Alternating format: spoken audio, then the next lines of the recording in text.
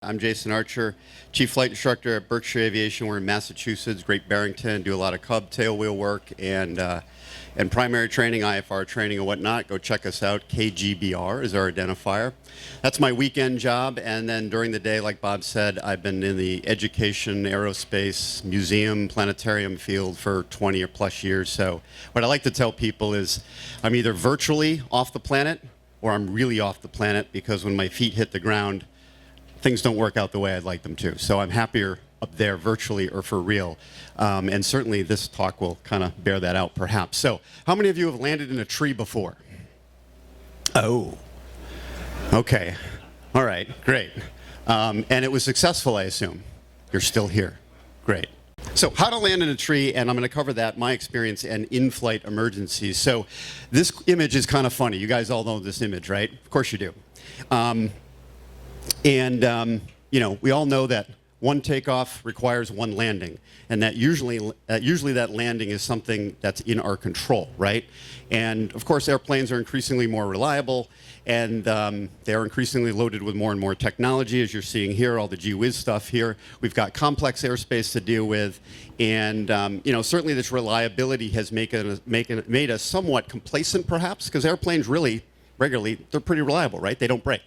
Right? I've had my fair in-flight emergencies and things like that, but generally, we don't think about it too much. I mean, we should, but everything usually works out well. So practice and planning, good judgment can certainly improve our odds, and despite our best intentions, sometimes things just do go wrong, as you're going to hear. And while I'm not going to do a complete look at every possible emergency situation, I'm going to present my emergency, a variety of the other ones I've gone through, and kind of present to you ways to handle those critical wishing you were down here when you were up there, right? Situations that hopefully lead to successful outcomes. So I'm going to cover my scenario, how to land in a tree, engine failures in general, human factors that kind of come into it, how to prepare for when things go bad, talk a little bit about energy management, partial power. I might cover other failures if I have time, and whatnot, and certainly I will answer questions at the end. So you're probably all wondering how to land in a tree, right? And what happened, okay? So here's the deal. This is back on August 13th, 2017. It was my last flight of the day, and I spend most of my days in Piper Cubs, and I'm happy to do that. Who wouldn't be, right? Right? Yeah, okay. Anybody got Cub time here? Tailwheel time? Yeah? Hoorah! All right. Okay, so it was my last student of the day. I'd spent a bunch of hours in the Cub doing training, and this guy showed up, and he had a bunch of hours, not a licensed pilot, but he wanted to see what it was like to fly in the Cub. So as you know, the instructor gets in the front, the students, pilots in the back, and why is that? What's that? CG. Yeah, CG, the fuel tank. It was a 46 Cub. There's just a 12-gallon tank up front. So for CG and weight and balance and whatnot, if you're going to learn to fly the airplane solo, you sit in the back, right? So we filled up, topped off. It's got a 95 horse, pretty beefed up Cub, a lot of fun to fly. We blasted off, and the area we're in is, this is the Berkshire area here. It's not going to show the airport, I don't think. Oh, yeah, it does. I apologize. Whoop. Right there, there's Great Barrington there. And usually when I take people up kind of on an intro Cub flight, and I do a little bit of a flight instruction, and I also just let them fly around and do a little scenic tour. So I play tour guide in the area, because the Berkshires in Massachusetts, gorgeous area to fly and do training in and whatnot. Okay? So we took off, we headed south, and we headed over here, and we ended up, I usually do kind of a right-hand turn. There's this mountain range over here where there's not a lot of population, there's not a lot of buildings, and there's a state park, cool hiking and things like that. You can see the border of Massachusetts, Connecticut there. I usually head down to the south here, and I get up to, you know, it's Cub. We like to do low and slow, right? Just a couple thousand feet. Any higher than that, I get a nosebleed and I get scared. Ever been to like 5,000 feet in a Cub or above? It's terrifying, isn't it? So I like it. No, it really is. I'm like, ugh. So anyway, so that's what we did. And we're flying along, happy as can be, and all of a sudden, I told them to take a right-hand turn over the ridge there, and the engine went quick quiet. It just, no bang, no pop, no shudder, no noise, nothing, just burp, just stopped. So I took over the controls, I have the flight controls, and I ran through a quick restart. And on a Cub, it's pretty straight up, right? If you guys know Cubs. Carburetor heat comes on. Thinking it's not that. The engine quit pretty quickly. It's a fair weather day. It's in the summer, right? And I tried the mags. We actually had a wing tank, so I tried cycling through the tanks. Nothing happened. I'm hitting the key. I'm doing different mags. The prop's kind of windmilling, so I'm like, this isn't good. Now, I'm only 1,000 feet, maybe 2,000 feet above the ground, and I look down, and there's really nothing there. In fact, that's what I'm looking at. That's what's below me, okay? Not a lot of options, okay? I got a lake, could do that, the pond. Good idea? I had a field over here, okay? So instinctively, I went for the field, and I saw the field, and it happens to be this field here. It's kind of an instinct, you know, you see the flat spot, and that's where you're gonna go, right?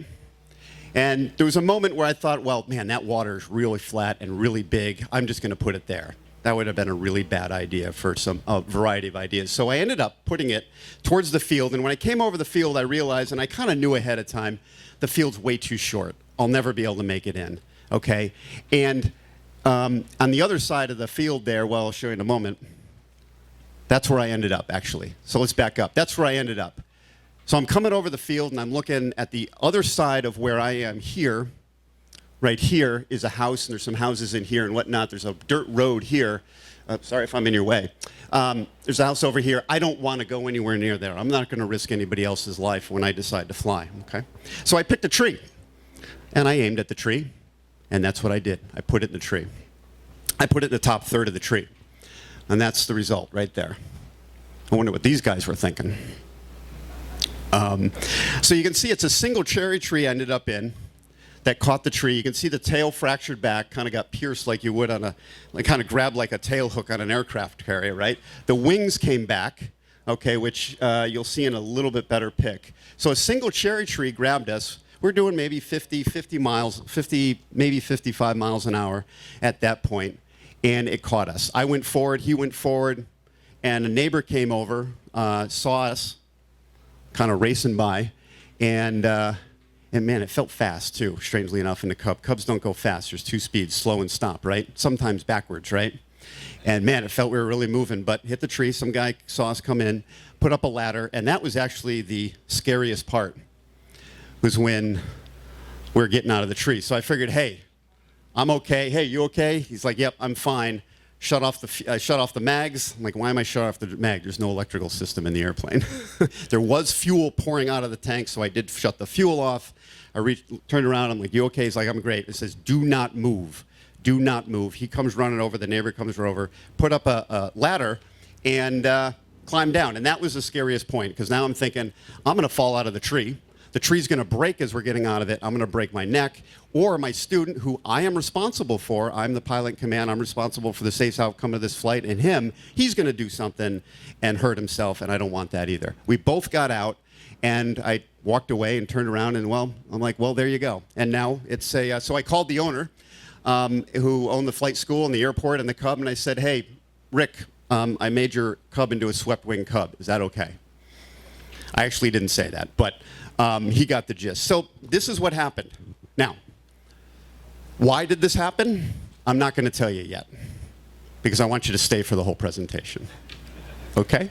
So let's talk a little bit about engine failures, okay?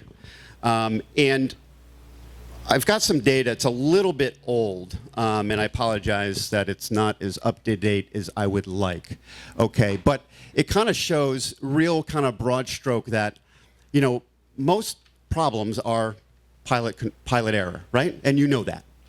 Mechanical failures are somewhat rare, if you will. They happen, okay? But most of the accidents here, okay, are pilot error, not necessarily some sort of mechanical failure, okay? These, like I said, these power plants that we fly behind are pretty darn reliable, okay?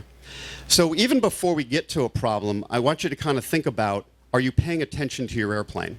Okay, your airplane will give you signs that something might be wrong with it. All right, so how well are you paying attention? Things like, you know, and this is easier to do certainly if you own your own airplane, if you're flying one of the flight school airplanes most regularly and you're pretty familiar with it. But the airplanes, they talk to us, right? So are you suddenly, you've got more increase in oil consumption. That's a sign that something's wrong. My buddy's got a 182. He burned through 5 quarts of oil in a single flight. Turns out he needed 2 more cylinders replaced. Okay, he's paying attention. What is your static run up on your RPM? That's an indication that something could be off, right?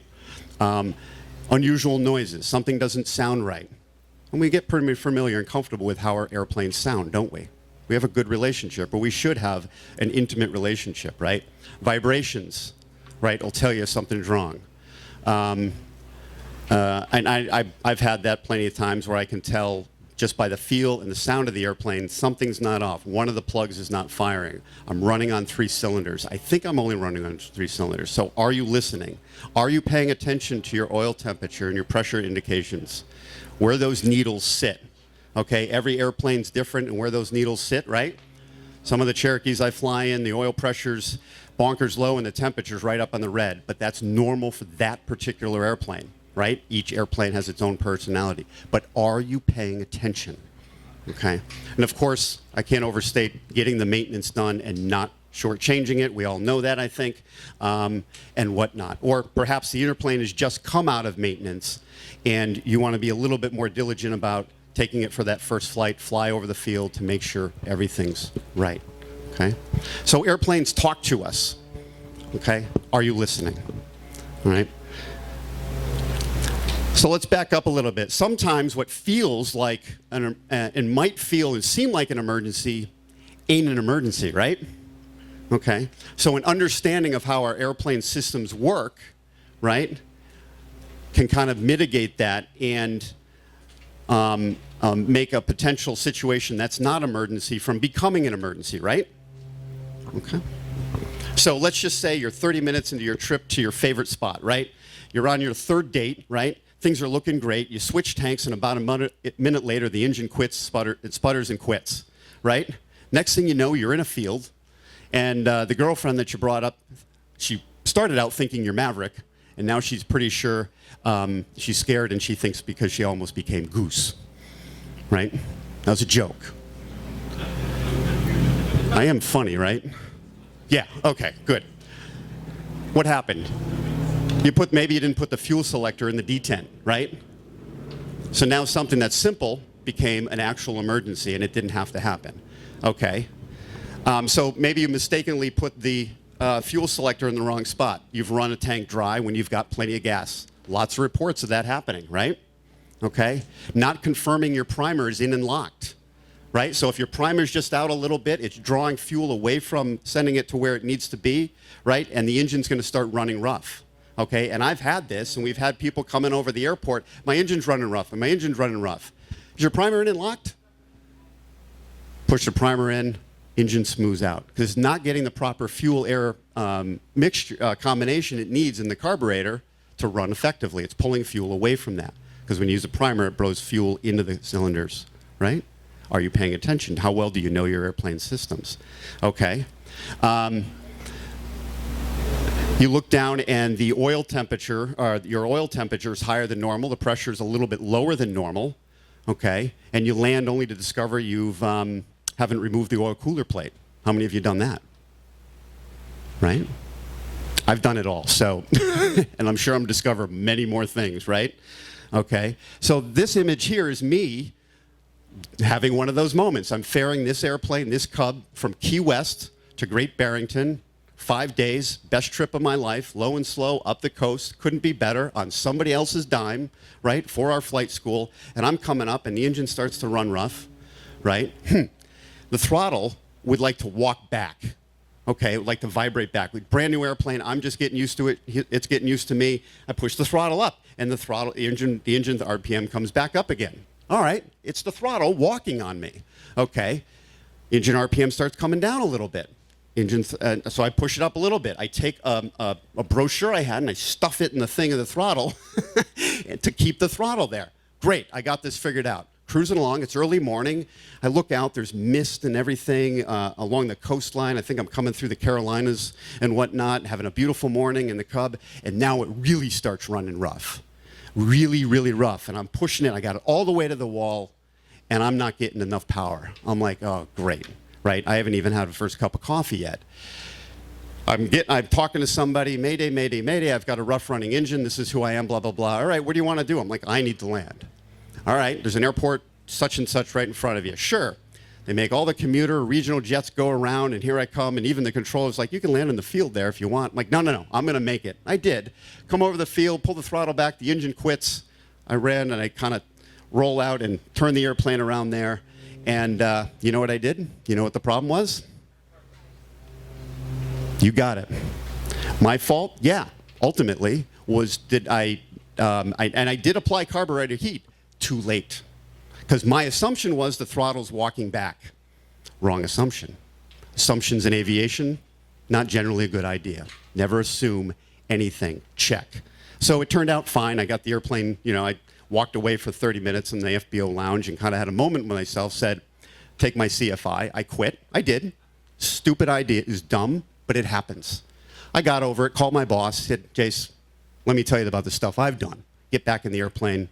Come on home. So I did. Okay, so my point is, don't let mixture setting and carburetor ice, induction icing problem, which can be fixed with alternate air, landing gear issues. This happens all the time. I can't get the gear down. I can't get the gear down. So there's a manual way to do that. Get out of the pattern, climb to altitude, get the airplane slowed down, configured, drop the gear, follow the checklist. Not a big deal. Or the door opens. Not a big deal. Don't let things like that become a real emergency. So if it is real, that's me, by the way. That's Great Barrington there. Okay, if it does become real, so now what? What do? We need to analyze our situation or options quickly, and we got to begin the landing process. And fortunately, we do have priorities to do this. Anybody knows what those priorities are? Those three key things we have to do straight away. Yeah, right. We're going to fly the airplane first, but what does that entail? Right, we're going to get our best speed right away. We're going to get to that straight away. We're not going to look for the field yet. We're going to get the best glide, and if we've probably got enough energy, right, as we bring the nose up to pitch for that best glide, you should know what that pitch attitude looks like. Looking out the windscreen, rolling that trim or wherever it happens to be to get that best glide in there, you're going to gain a little bit of altitude. We want that, don't we? Grab it, pitch, trim, or pitch for it, trim for it to hold it there. So you got your best airspeed and you got a little bit of extra altitude. The next thing you're going to do is go for the field immediately. Do them at the same time if you know where you go. You should be thinking about where you're going to go all the time anyways. I could go here, I could go here, I could go here, I could here. Right? Okay, so now you're off and you're going for the field. Now go for your restart. Don't go for your restart right after it quits because now you're wasting time. Right? I'd rather be on my way to the field realizing I didn't get the fuel selector in the detent or I did something stupid, which, have you met me? Right? And fix it and go, ugh, and give myself that option, all right, if I did make one of those mistakes, okay? So without delay, trim to hold it, right. Now, when I do this with students and I pull the throttle back, the first thing they do is usually scream. No, that's when they find out I'm their instructor for the day. Nothing. Or the wrong thing. How many of you guys have heard of the startle response? Yeah, of course you have. The rest of you haven't? It's cool little funny. So the startle response in professional circles, it's kind of known as an amygdala or limbic hijack, okay? And it's kind of the physical or mental response to a sudden unexpected stimulus. In an aviation world, it means we can do, well, it's a fight or flight, right? It's keeping us alive from the bears. It's ingrained in our nervous system and who we are, and we need it. But it can lead to really bad things. It can lead to acting, or reacting rather is a better word, reacting inappropriately in a situation where we need to stop and act appropriately. I use two different words, act and react, right? Kind of separate out kind of how you approach those two, okay? So, with that in mind, yeah, there's the definition there. And disorientation, physically you don't necessarily know what to do. You kind of step through, skip tasks, or don't do the proper task, and you're confused. Any of this ever happened to you guys in an airplane? Be honest. It's happened to me, and it's a good learning moment. It's going to happen where no one's impervious to this. No one. Okay? So what can we do? We can get a delayed reaction. We can get an inappropriate action. In other words, we react instead of, we react instead of act. Like some of my students, they just sit there and go, you're going to fix this, right, Jace? No, you're the PIC, right? Okay? It's normal. Remember this accident right here. You all know this one, right? They literally stalled the airplane into the water. Okay? And all the indications are that it was the response to a startle response to what happened, and he's pulling back. All he needed to do was get that stick forward, get the nose down, get the airflow back over the wings, and recover the aircraft. He didn't do it. Okay? All right, so a couple things I'm going to pull out from when I was learning to be a CFI, right? Things that we have to deal with and you should be aware of. We all have these, what do we call these? Right? And there's 5 of them. I think my volume is just a little bit lower than it was. And I really want to be heard. There we go. Sunday. So, resignation, anti-authority, impulsivity, invulnerability, macho. How many of you identify with all of those? Yeah, I identify with anti-authority. I am massively anti-authority, and I know it. So if you don't know where your weaknesses are, know them. Know your weaknesses and butt up against them. Because we've all got components of this. Every one of us has components of these hazardous. And when a situation happens, some of them will crank right up and rear their ugly heads. Okay, so it's good to be aware of where you're kind of struggle or you're weak. I'm anti-authority, I know it. I hate rules and I hate people telling me what to do, okay? That's why I became a CFI. In an aviation system, which is all about rules, right? Really contradictory, right? But whatever, that's what I have therapists for. What? Never mind. Okay, so anyways, I'll kind of jump through this. So there are stressors, of course, and when some things like this happen, I know I have these too, that you can deny, we can deny that there's any sort of problem. We can ignore it, right? We can just be kind of indecisive about what decision we're going to make, these are kind of things that are your unwillingness to accept that there's any sort of emergency, right? Maybe you just want to save the airplane. Maybe you just finished building this beautiful RV6 or whatever, and you want to save that investment. You can build another airplane, can't you? You can't build another you, right? But these things will come in, right? Desire, you stretch the glide. You try to stretch the glide, and we'll talk a little bit about that. And this is legit. You're concerned about getting hurt. You don't want to die. You don't want to get injured. You don't want to injure your passenger, your family, loved ones, or whatnot. And for me, strangely enough, what comes up for me when this accident happened, I didn't care if I cared, but I was not worried about getting hurt. I was really more worried about getting in trouble. That's my psychological makeup. I didn't want to get in trouble. I did something wrong, and now I'm going to be blamed for it. Isn't that wild? But that's just how I was brought up. Okay, but, we have a lot of responsibility. We are the PIC. We are the pilot in command. The FAA gives us this authority. They've done a great job. They identify it. You are the responsible person for the outcome of every single flight you take. It's a serious responsibility. We should all take it seriously. I do, especially when I'm with students or people who can't fly, right? It's not a joke. But when things do happen, they give us the authority to break all the rules in there. We've got this big pile of rules that seems to be getting thicker all the time, right? When stuff happens, yep, you can do whatever you got to do to make sure you stay alive. Pretty cool. Pretty logical. Makes a lot of sense. Don't forget that, okay? So consider that. Consider your psychological makeup, right? And how it influences your ability to cope with an emergency. All right? You are the PIC, and you are the key to a successful outcome. So let's talk about that successful outcome. Okay? So we've gotten best airspeed, best glide. You're going to choose your spot. Okay? Just some takeaways for you. You could use your GPS to get to your closest location, depending on what your situation is. Your best spot is usually right underneath you. When is the last time you guys did a steep spiral to land? Right? Manage the energy down to the spot that's right underneath you. Best spot to go, right? Do it all the time with students. Okay?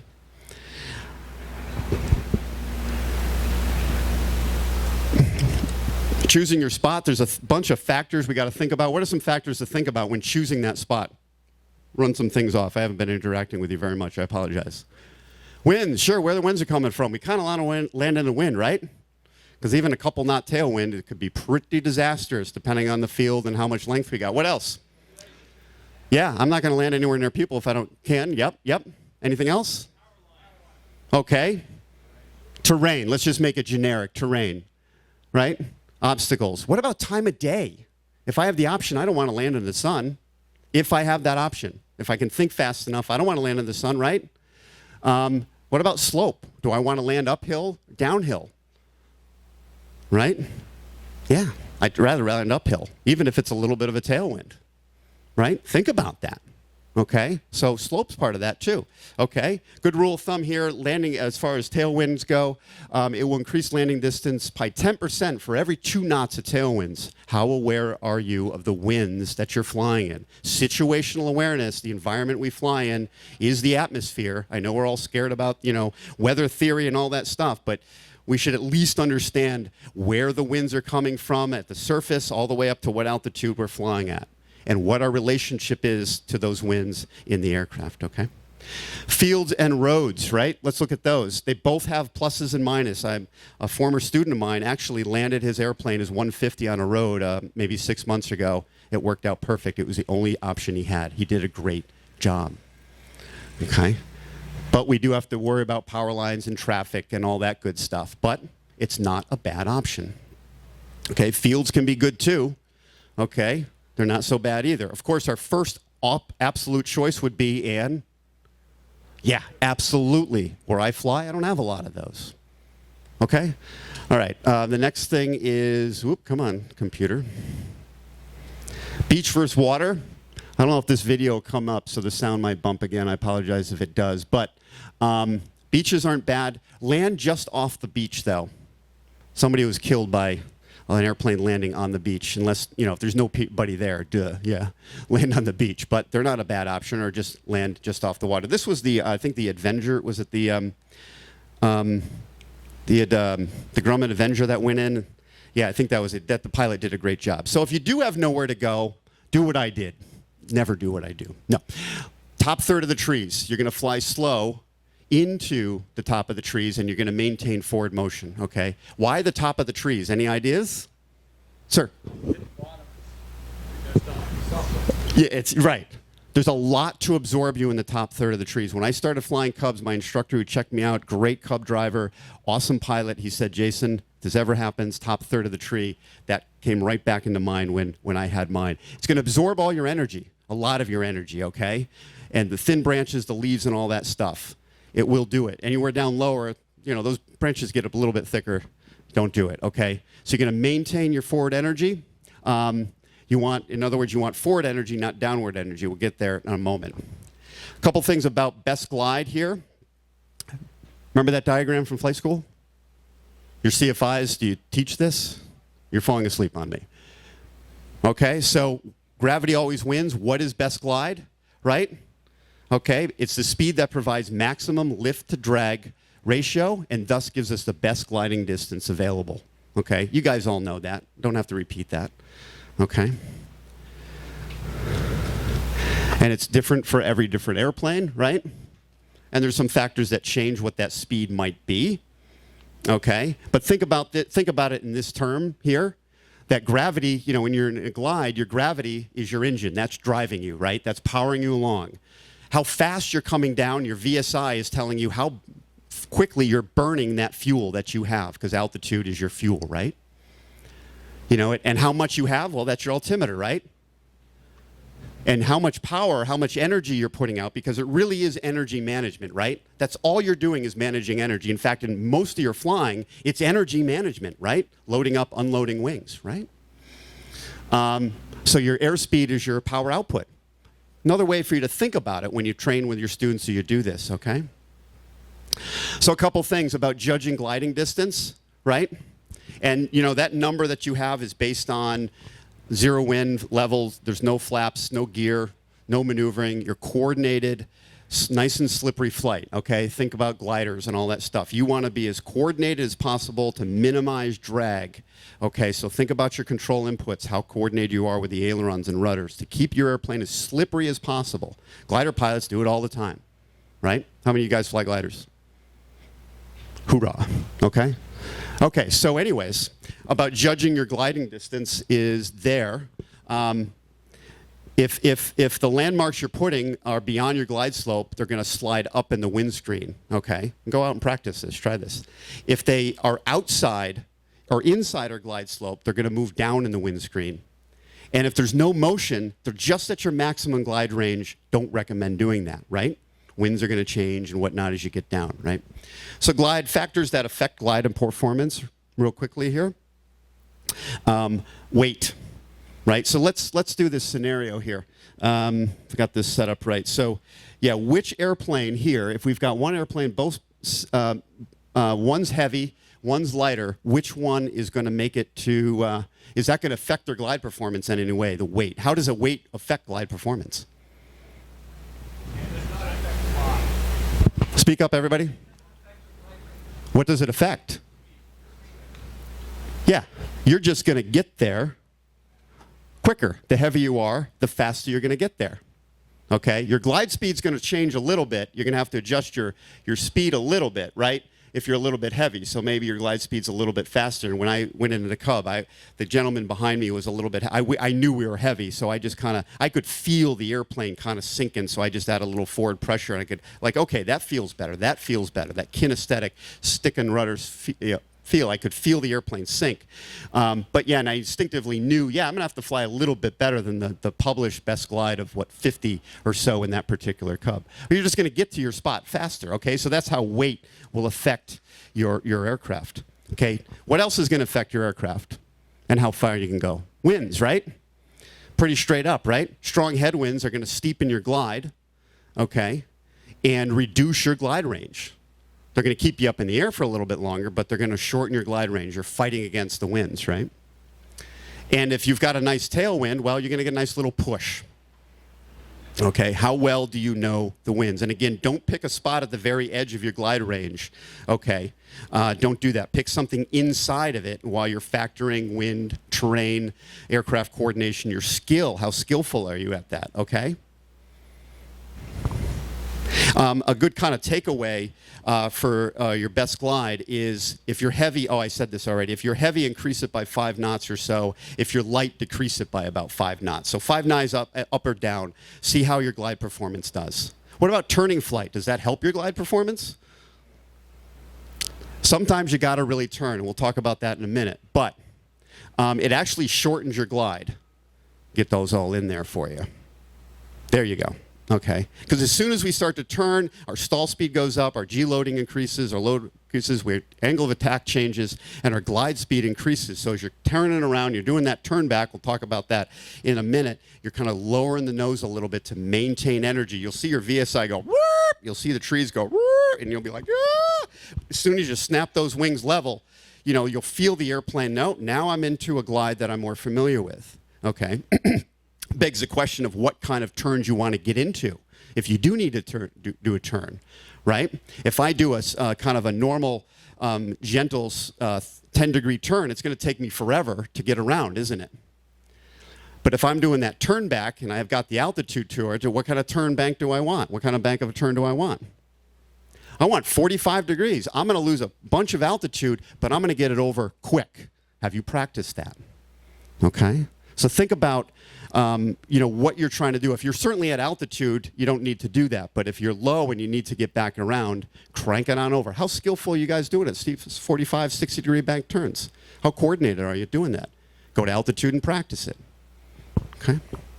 So generally, increase the speed by 5 knots again for those steep turns is a good rule of thumb, okay? And of course, configuration affects your glide range as well. Okay, because your goal here is to conserve energy here, because drag will increases your rate of descent, it steepens the glide, and thus reduces your glide range. Okay. What causes drag? Airspeed changes, adverse yaw, your flaps, your gear, your prop setting. okay? If you've got a variable pitch prop, thinking about that. Your goal is to keep the airplane clean, keep the wings level, coordinate that rudder. Your feet do more than just walk you to and from the airplane, right? Right? Right. Okay, go get yourself some tailwheel cub time. Okay, pull the prop control out. You'll get a little less drag, and the glide will be extended. Go practice it in your airplane. See what the difference is. Okay, of course it depends. Like in a 182, it can reduce the glide rate, the descent rate, from over 100 feet a minute to 600 feet per minute if you adjust the prop. Pretty cool. That's a 30% increase in your glide range. Okay. Kind of obvious stretching the glide here. Doing good on time here. Okay. Don't try to stretch the glide. You pick a spot. You picked a spot out there, but to hold it in the windscreen, you've got to keep coming back, keep coming back, keep coming back, keep coming back on the back pressure. This decreases your airspeed. Your glide slope actually is just going to steepen. Okay. And the more you keep the spot in the windscreen, the airspeed decreases even more. And next thing you know, loss of control. Because you're panicked, you're distracted, you really want to get to that field. Okay? We always want to maintain control of the airplane. You're maintaining forward energy. It's all about energy management. Okay? So if that kind of happens and you catch it soon enough, what you want to do, get that nose forward and pick another spot. Resume best glide and get another spot closer to you, okay? Again, don't pick a spot out of the range of your glide, okay? Reselect. Whoop. Reselect. Okay.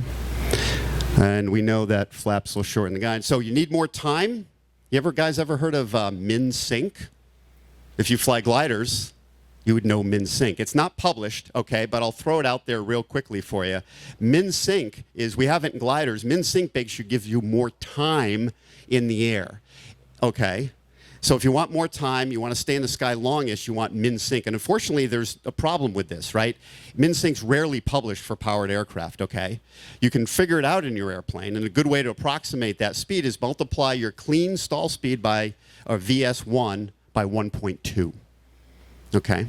So what you can do is you can go up, get you in your airplane, and you go train for it, practice it. Find that number for the particular airplane you fly, okay? It's always generally going to be slower than best glide, okay? It's the point on the power curve required where the least amount of power is required, okay? But whatever. You're going to go a little bit slower than your best glide. That's a good takeaway, okay? But if you need more time, you've got reasonable altitude to think about, calm yourself down, what you're going to do might be an option. All right, we're going to go for the restart. Yeah. You can do this en route. You can use a cockpit flow. You can use door to floor, floor to door, right? Do a flow, okay? If there's something you did, undo it, right? Couple big takeaways. If the engine abruptly quits, right, you've probably starved yourself of fuel. If it's a gradual RPM problem, you've got some sort of intake problem, right? You're not getting enough air in there, right? If the prop suddenly just stopped, you might have an electrical problem. Again, the airplane will talk to you, know how to listen. Okay?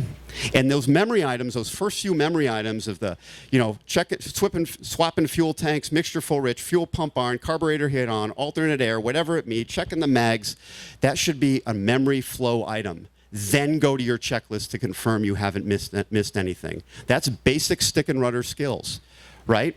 It's like it's an instinctual thing. It should be instinctual. It should be habit that you do that. Then go to the checklist, okay? Don't waste time. Oh, let me get the checklist out. I'm like, trees are getting bigger. Yeah, I got to do a step one. Where's that page again? Somebody's going to feed my cat tonight. Okay. You've had the emergency. A couple things about ATC. I've done this 5 times. Don't fly with me. But I've declared 5 times, and I've yet to receive a bill for it, okay? And once you've declared emergency, remember, you are now the most important aircraft with them. You are going to give priority. They're going to do whatever necessary to help you on the ground. They're going to coordinate ATC calls. They're going to coordinate with other facilities for you. They're going to clear traffic out of the way. They're going to give you headings if you need them. Okay? They're going to tell you what runway to use, runway lengths. Okay? They're going to help you out. Okay? And you're going to request, you're going to want to also tell them what your problem is. And in telling them your problem, that kind of gives them an idea what you're up against and how much attention, or not attention, but how much they're going to talk to you and whatnot. They are going to want to know how many souls on board. They want to know how much fuel you got because they want to know how much time you have. They don't need to know gallons. They want time. Okay? And then you're going to state what you want to do. What do you want to do? Okay? Do not be afraid of declaring an emergency. You will not get in trouble. Okay? You might get a phone call from the FAA. What happened? Is everything okay? I got a phone call from the FAA once, and they said, so how did we do? What? Is there a survey I could fill out? You're not going to get in trouble. Okay? Even if it's an emergency, you're not too sure if it's an emergency, you're on the edge, declare the emergency. Right? It's better to have somebody there backing you up, helping you out when you possibly really need it, even though you're not sure you need it, right? Plan for the worst. Okay? It's just a good idea, and it's good piloting. Okay? All right. Exit procedures and whatnot, pretty straight up. Okay. You're basically trying to minimize fire and damage to the passengers and whatnot, and that you can get out. Okay, so just real quickly on a pattern entry here. Your kind of goal is to fly a normal pattern if you can, right? You're going to enter a downwind. You're going to get your key point, your beam point on the touchdown, right? Where your aim point is. You're going to have an aim point. You're flying the airplane, not the other way around, right? When you got on that airplane, you strapped it to you, not the other way around. You're going to pick an aim point. You're going to judge the winds, and based on the winds, maybe you're going to need to extend out a bit. Maybe you're going to need to turn in tighter and whatnot, and you're going to try to fly a power-off 180 approach. If you're commercial, CFI pilots, we've all done it, right? Do it with your students. That's what you're kind of trying to do. And if you're landing into the wind, you're going to compensate for the strength of the wind, the direction of the wind, to fly a normal approach, and you're still going to go for that first third of the runway, okay? And you're still going to try to be at a pattern of 1,000 feet AGL. That's how you land an airplane, right? If you can. Of course, all situations are a little different, okay? On touchdown, think about, and I mentioned this real quickly before, is that you are managing forward energy, right? Okay, so the airplanes are designed to take a fair amount of G's this way as opposed to this way, right? They'll absorb it. You use the wings, use the tail to absorb the energy, to take it away from, to have it take the punishment and not your body. Okay? So that's why those loss of control, stall, spin accidents, well, one, I mean, yeah, but you know, they're that way as opposed to that way. That way is not very survivable. They're not designed to take that kind of impact. Okay, there's some numbers there for you. I like these numbers too because I studied numbers in college and I don't have a lot of friends, but you know, you're doing 50 miles an hour, you're going to stop in 9 feet. It's not too bad. It's why the cub, a single tree caught my cub, poor cub. Of course, we don't get full power engine failures. They don't happen a lot. And I ask you as CFIs, how often do you train with your students partial power problems? Partial power failures. Do you do that? It's one. Go up in the good, because that's more likely what's going to happen. Pull the power back, get the carburetor heat on, pop on one mag, get the RPMs back to where like, okay, you've got partial power. What are you going to do? Right? Because that's more likely what's going to happen. And we've got a bunch of options here that you can go through, right? So I just want to throw that out to you. Think about that. The turn back. Do you guys train for the turn back? Yes? No? Good. Right? A variety of altitudes? Good. So I generally tell my students, and you can do it lower than this, okay, but I generally tell my students about 1,000 feet AGL to do that turn back. And remember, it's not just a 180-degree turn, it's more like a 270-degree turn to get back. Your first turn is going to be a 225-degree turn and then another 45-degree turn back to the runway. Okay, but this is where there's a lot of loss of control. Is your nose high, you're cranking the nose over, you really got to push, right? To get that nose down, to gain that airspeed. This is why this is something you really want to practice, because your G load's going to be up, your high angle of attack, you're close to your stall speed, and you really got to push that nose over. I'll practice it as low as 600 feet, depending on the day and the obstacles, and and you know where I train at, I can do that. In a Cub, I think I was 500, 400 feet AGL, and I cranked it around and was able to make it. But do this with your students and consider that, you don't always have to do the full turn back. You can do 180 degree and land on the grass, land on the taxiways. Any clear pavement or grass I have, I'm going to use, okay? And you will need to push. Unload the wings, right? There's your energy management, okay? And there you go. Because if I don't push, I'm coming down like that. How much time have I got? Really? I can talk less fast? Okay.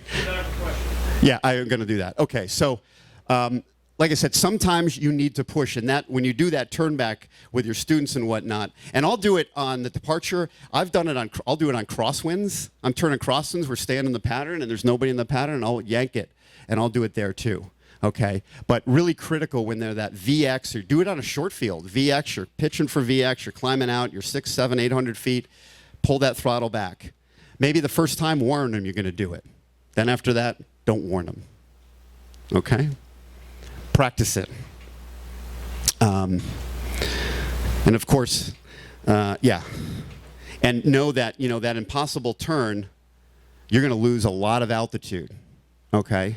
So get that turn over quick. Do that 45-degree bank turn. And like I say, I generally do 800 to 1,000 feet. That's been my experience. And also I'm thinking about students. Maybe I can do it lower, but I'm thinking about students less proficient, less skillful. Okay, I want to, I'm going to give them a higher. Any lower than that, we're going to do 30 degrees left, right. And I'm going to brief it. And this is another mitigation here too, is I have a departure briefing. How many of you guys do a departure briefing every time you take off? Airlines do it. Why wouldn't we do it? Right? I'm going to brief exactly what's going to happen on that takeoff roll. I'm looking for every reason not to fly that day, even though I have to make money.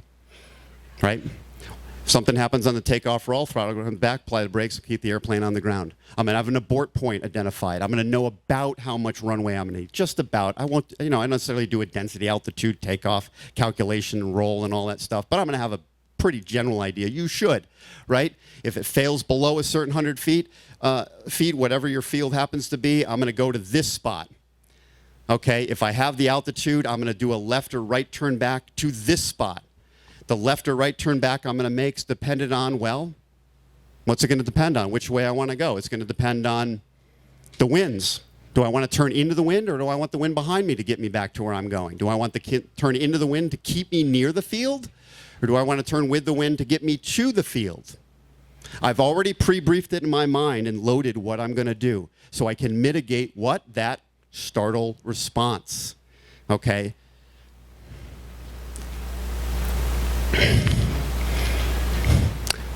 I'm going to skip that one.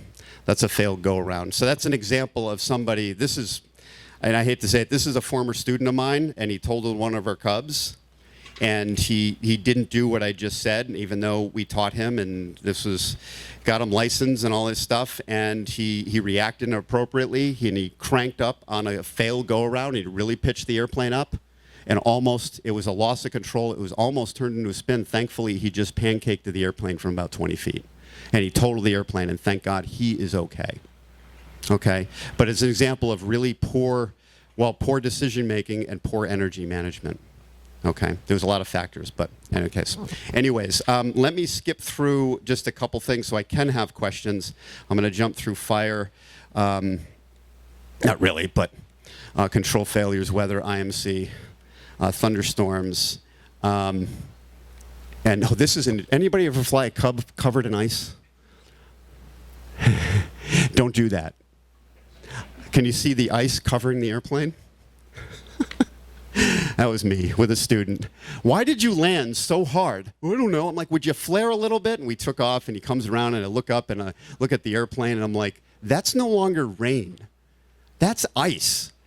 I'm like, dude, we're covered in ice. He's like, what do you want me to do? I'm like, well, we're already committed. Bring it around the pattern, keep your speed up. He's like, it's a Cub. I'm like, you know what I mean.